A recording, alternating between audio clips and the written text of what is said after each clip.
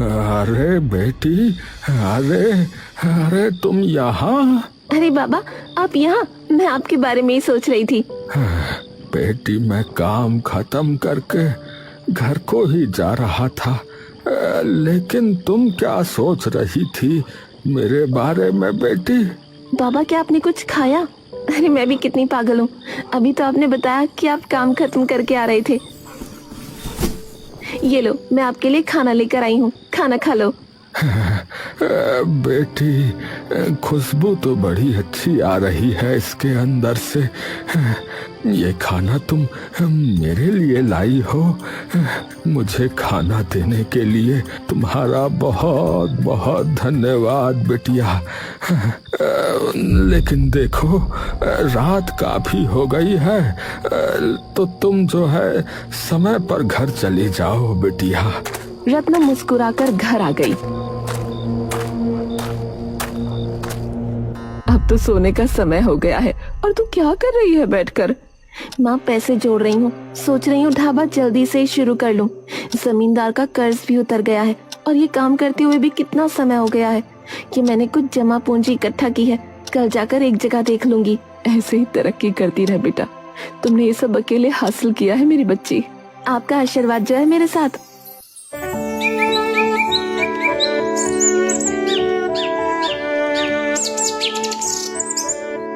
अगली सुबह रत्नो अपना बजट बनाकर एक जगह भी देखने जा पहुंची। साथ साथ टेबल, कुर्सी, खाना बनाने का सामान, इन सब का भी ऑर्डर दे आती हूँ। थोड़े थोड़े पैसे करके मैं सब कुछ चुका दूंगी। और कौन सा वो सामान आज के आज मेरे घर पहुंच जाएगा। कम से कम 5 दिन तो लगेंगे ही। हाँ, यही सही रहेगा, आज ही ऑर्डर दे देती हूँ। रत्नो फौरन सामान का ऑर्डर देने बाजार चली गई।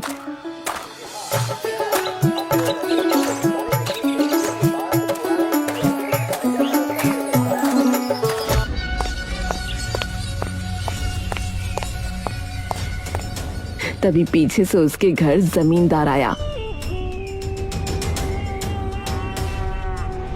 अरे जमींदार साहब, आप यहाँ? सब कुछ ठीक तो है ना? अगर कोई काम था मुझे ही बुला लिया होता। देखिए, काम तो बहुत जरूरी है, लेकिन उस काम के लिए मेरा आना ही ठीक था। माफ कीजिए, मैं आपकी बात समझी नहीं। देखो भाई, मैं सीधी बात करता हूँ।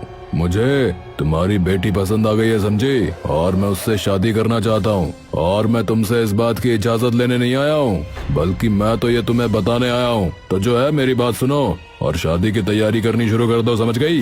तेरा दिमाग खराब हो गया है जमींदार। मेरी बेटी तेरी बेटी की उम्र की है। अरे भगवान से तो डर, मैं चाहे मर जाऊं, लेकिन मैं तेरी शादी अपनी बेटी से कभी ना होने दूंगी। ऐसा कहकर रत्नों की माँ ने भी जमींदार को एक जोर का तमाचा लगा दिया। जमींदार गुस्से से लाल हो गया। ये थप्पड़ तो माँ बेटी को बहुत महंगे पड़ेंगे बुढ़िया। 2 हफ्ते का टाइम दे रहा हूँ। 2 हफ्ते के अंदर अंदर मैं तेरी बेटी से शादी करके दिखाऊंगा। ऐसा कहकर जमींदार वहाँ से चला जाता है। तभी अचानक न जाने रत्नों की माँ को क्या होता है, वो बेहोश हो जाती है।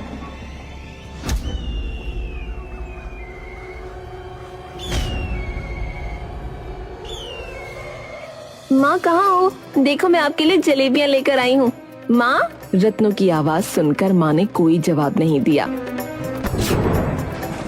तो उसकी माँ जमीन पर बेहोश पड़ी थी। ये मेरी माँ को क्या हो गया? माँ! रत्नो अपनी माँ को अस्पताल लेकर गई।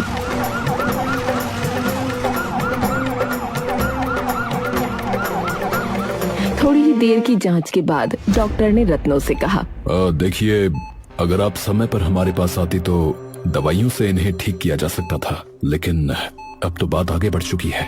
क्या मतलब है आपका? क्या हुआ है मेरी माँ को?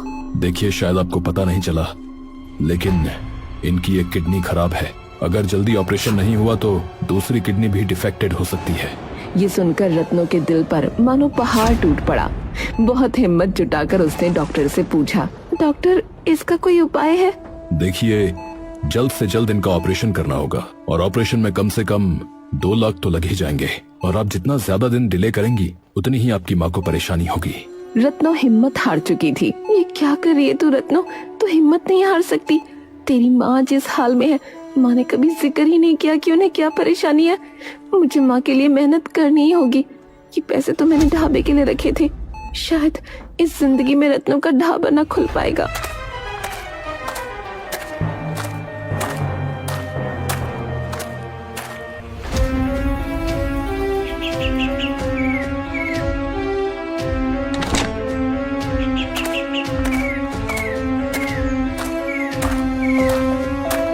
रत्नो फौरन वो सारे पैसे ले जाकर अस्पताल में जमा कर देती है। देखिए जी, माफ कीजिएगा लेकिन पैसे तो अभी भी कम है। इसमें 70,000 की और जरूरत पड़ेगी। डॉक्टर, मैं जल्दी से जल्दी पैसों का इंतजाम कर लूंगी, लेकिन आप मेरी माँ को अस्पताल में एडमिट रखना। यहाँ कम से कम उनका इलाज तो होता रहेगा। घर पर तो उनकी देखभाल भी नहीं कर पाती मैं।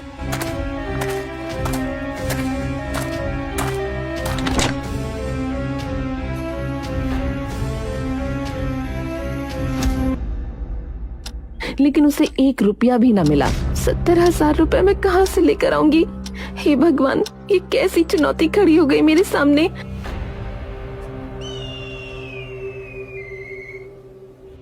अगली सुबह रत्नो जब किचन में खाना बनाने पहुंची तो उसने देखा कि कुछ भी नहीं है। अब मैं क्या करूं?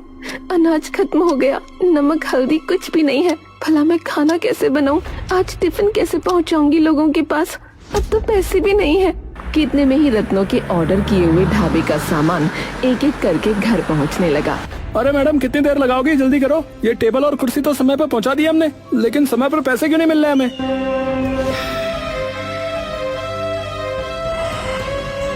भैया, हाथ जोड़कर माफी चाहती हूँ, लेकिन आप ये सामान ले जाइए। अब मुझे इसकी कोई जरूरत नहीं है। अरे अगर नहीं लेना था तो ऑर्डर कैंसिल कर देती। फालतू में इतनी मेहनत करवा दी। यहाँ तक आने के 50 रुपए हो गए। लाओ 50 रुपए दो। लेकिन मुझे ये ऑर्डर नहीं चाहिए। अरे ऑर्डर नहीं चाहिए तो क्या हुआ? यहाँ तक तो पहुँच गया ना ये सामान, हमारे साथ वापस जाएगा। लेकिन यहाँ आने तक के भी तो 50 रुपए लगते हैं। लाओ दो। रत्नों के पास आखिरी 50 रुपए का नोट था, जिसे रत्नों को उस आदमी को देना पड़ा। कोई भी रास्ता नजर नहीं आ रहा। भगवान मेरी मदद करो, प्लीज मेरी मदद करो भगवान। रत्नो अपने घर के बाहर बैठकर आंसू बहा रही थी। माँ के अलावा कोई नहीं है मेरा इस दुनिया में। बचपन में जब मुझे चोट लग जाती थी तब माँ प्यार से कहती थी कि तुम मजबूत हो रही हो। जो ज्यादा मजबूत होता है उसे ज्यादा चोट लगती है। ऐसी माँ ने मुझे पाल पोस कर बड़ा किया है। आज मैं अपनी माँ को इस हालत में नहीं देख सकती। मैं सोच भी नहीं सकती कि उनके बिना मेरी जिंदगी कैसी होगी। कुछ समझ में नहीं आ रहा क्या करूं। कि तभी उसके पास वही बूढ़े बाबा आए जिसकी रत्नों ने मदद की थी। बेटिया। बाबा, आप यहाँ? मुझे लग रहा था कि तुमने जो है मुझे याद किया, इसीलिए मैं तुम्हारे पास चला आया बेटिया।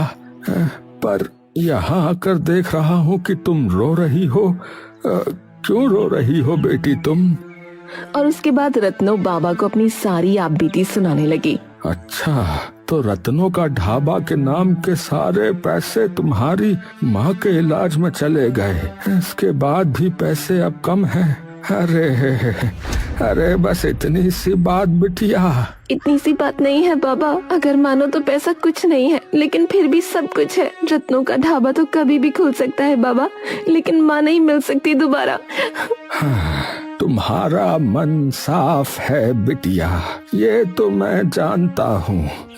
देखो तुम दुखी मत हो, भगवान तुम्हें रास्ता जरूर दिखाएंगे। तुम भी सबकी मदद करती हो ना, देखो वो भी तुम्हारी अब मदद करेंगे। हाँ, अभी तो मैं चलता हूँ बिटिया। और हाँ, ये लो, जरा ये मेरा सिक्का संभाल कर रखना। हो सकता है ये सिक्का तुम्हारे काम आए। हाँ। रत्नों के हाथ में सिक्का थमाकर वो बाबा वहाँ से चले गए। मैं इस सिक्के का क्या करूं? रत्ना अपनी माँ को देखने के लिए अस्पताल पहुँच गई। देखिए, मैंने कहा था ना आपसे कि पैसों का इंतजाम कर लीजिए। अगर उनका ऑपरेशन नहीं हुआ तो बहुत देर हो जाएगी। जी, मैंने पैसों का जुगाड़ कर लिया है, मैं शाम तक दे दूंगी। आप ऑपरेशन शुरू कर लीजिए। देखिए, पहले पूरे पैसे दीजिए, उसके बाद ही ऑपरेशन प्रारंभ होगा। मैं इसमें कुछ नहीं कर सकता, ये हॉस्पिटल के रूल्स हैं। एक बार फिर से रत्नों की हिम्मत जवाब दे रही थी। रत्नों दुखी मन से घर पहुंची। डॉक्टर को तो मैंने कह दिया कि शाम तक पैसे दे दूंगी, जब तक पैसे नहीं होंगे माँ का इलाज शुरू नहीं होगा। आज 3 दिन हो गए हैं, माँ को होश नहीं आया। क्या करूं भगवान, रास्ता दिखाइए। ये बोलते हुए रत्नो घर के अंदर दाखिल हुई और तभी उसने देखा कि उसकी नजरों के सामने खूब सारा पैसा रखा हुआ है। पैसे, वो भी इतने सारे। तभी रत्नो की नजर अपने हाथ में रखे हुए सिक्के पर गई। वो सिक्का खूब चमचमा रहा था। क्या ये कमाल इस सिक्के का है? पहले ही पैसे अस्पताल में जमा करवा देती हूँ। रत्नो फौरन वो पैसे लेकर अस्पताल पहुँची। अस्पताल में उसने पैसे जमा करा दिए। उसके बाद रत्नो की माँ का इलाज भी शुरू हो गया। भगवान का लाख लाख शुक्र है, अब बस जल्दी से मेरी माँ ठीक हो जाए। और वो सिक्का एक बार फिर से चमचमाया। कुछ ही देर बाद ऑपरेशन पूरा हुआ। देखिए, आपने इन्हें यहाँ लाने में बहुत देर कर दी थी, लेकिन इसके बाद भी ऑपरेशन सक्सेसफुल रहा। बधाई हो, आपकी माँ अब खतरे से बाहर हैं और सुरक्षित हैं। ये सुनकर रत्नो उछल पड़ी। क्या जरूरत थी तुझे इतने पैसे देने की, और इतने पैसे तेरे पास आए कहाँ से? लेकिन रत्नो ने कोई जवाब नहीं दिया। तो चुप क्यों है? क्या तूने ढाबे की जमा पूंजी मेरे इलाज में लगा दी? क्यों किया तूने ऐसा? अरे लोग तो एक किडनी पर भी जिंदा रहते हैं। माँ, आप क्यों परेशान हो रही हो? अभी तो मुझे खुश होने दो ना कम से कम। आपसे बढ़कर मेरे लिए कोई ढाबा नहीं है। शाम तक आपको छुट्टी मिल जाएगी, आपको लेकर मैं घर चली जाऊंगी। रत्नो की माँ ठीक थी, पर कहीं न कहीं रत्नो उस सिक्के के बारे में भी सोच रही थी। आखिर क्या खास बात है इस सिक्के में? और वो पैसे, सिक्के का चमकना, कुछ समझ नहीं आ रहा।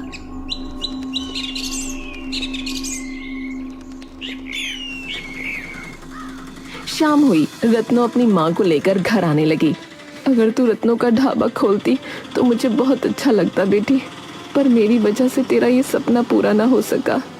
आप दुखी मत हो माँ, ढाबा आज नहीं तो कल खुल जाएगा। वैसे भी मैंने मैनिफेस्ट किया है, अगर हम मन में सोच लें तो सब हो सकता है। मैं फिर से मैनिफेस्ट करती हूँ, हमारे घर के बाहर एक सुंदर सा रत्नो का ढाबा खुल जाए। बिल्कुल पागल है तू। वैसे माँ, आपने ये छुपाया क्यों कि आपकी किडनी खराब है? मुझे खुद नहीं पता था बेटा, तुझे क्या बताती। वो तो जमींदार की बात सुनकर अचानक से मुझे पता नहीं क्या हो गया। क्या जमींदार? क्या वो घर आया था? क्या कहा उसने? अरे नहीं पगली, कुछ भी नहीं। अभी मैं बहुत थक गई हूँ, घर चलते हैं। और ऐसे ही वो दोनों माँ बेटी घर पहुँचे। लेकिन घर पहुँचते ही उनकी आंखें खुली की खुली रह गईं। उन्होंने देखा कि घर के बाहर एक बहुत ही सुंदर सा ढाबा है और उस ढाबे के ऊपर बोर्ड लगा है, रत्नो का ढाबा। क्या तू मुझे सरप्राइज देना चाहती थी? इतनी बड़ी बात तूने मुझसे छुपा कर रखी।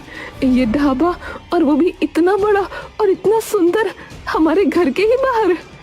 रत्नो ने अपने हाथ की तरफ देखा। वो सिक्का फिर से चमचमा रहा था। बाप रे, मैं खुद हैरान हूँ माँ। क्या मतलब तू खुद हैरान है?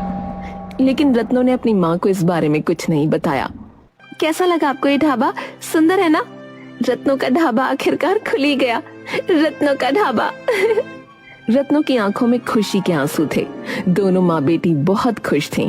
अपनी माँ को आराम करता छोड़कर रत्नो फौरन उन बाबा की तलाश में निकली जिन्होंने उसे सिक्का दिया था। मैंने पूरा गांव छान मारा, लेकिन वो बाबा मुझे कहीं नहीं मिले। आखिर कौन थे वो जिन्होंने मुझे ये सिक्का दिया, और कहाँ चले गए? कहाँ से आए थे कुछ भी नहीं पता, लेकिन उनकी वजह से आज मैं इस मुकाम पर खड़ी हूँ। मेरी माँ भी बिल्कुल ठीक हो गई है और रत्नो का ढाबा भी खुल गया। आप जहाँ कहीं भी हो बाबा, मैं हमेशा आपकी आभारी रहूंगी। इस सिक्के के लिए बहुत बहुत शुक्रिया। इस सिक्के की वजह से मेरी इच्छा पूरी हो रही है। रत्नो मन में उन बाबा को याद करते हुए घर की तरफ निकल गई। अगली सुबह से उसने कड़ी मेहनत करने का फैसला किया।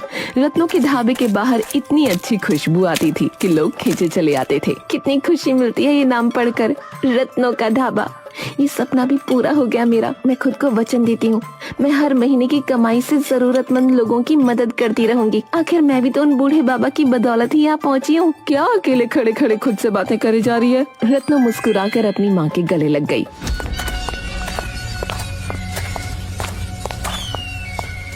ओह, तो लगता है तुम दोनों बहुत खुश हो रही हो, हैं? देखा, मैंने कहा था ना, 2 हफ्ते पूरे हो चुके हैं और मैं यहाँ तेरी बेटी को ले जाने के लिए आया हूँ।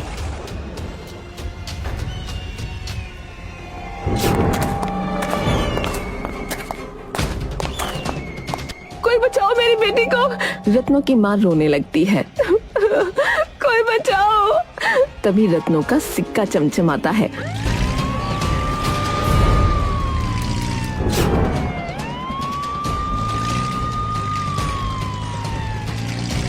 माँ, जमींदार घर आया था और उसी की वजह से आप बेहोश हुई थी और आपने मुझे कुछ नहीं बताया। मैंने सोचा मैं तुझे टेंशन नहीं दूंगी, मैं खुद ही जमींदार से निपट लूंगी, लेकिन माफ करना बेटा, तेरी माँ कमजोर है। पर पुलिस को फोन किसने किया? माँ, कभी कभी पुलिस टाइम पर आ जाती है।